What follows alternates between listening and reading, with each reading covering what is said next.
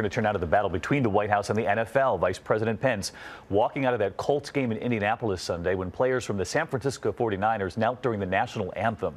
Let's get right to Mary Bruce on the Hill. She's got reaction for us pouring in this morning. Good morning, Mary.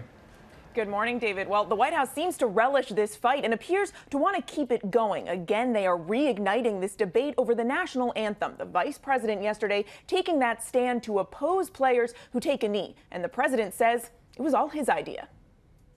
As players from the San Francisco 49ers took a knee during the national anthem Sunday, Vice President Mike Pence staged a protest of his own. The vice president, who flew from Las Vegas to Indianapolis for Sunday's game, standing with his hand on his heart.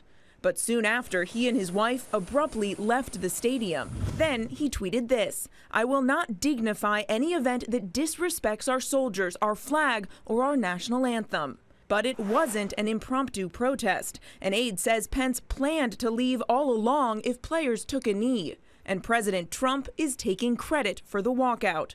Tweeting, "I asked VP Pence to leave stadium if any players kneeled. I am proud of him." Many 49ers are known for doing exactly that. Their former quarterback Colin Kaepernick started the protests last season. 49ers player Eric Reed calls Pence's actions a PR stunt. He knew our team has had the most players protests.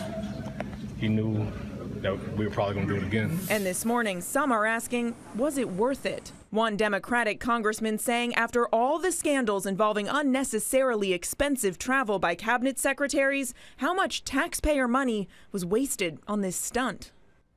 Now, we've asked the White House about those criticisms and questions about the expense of the vice president's appearance. But David, so far, no response.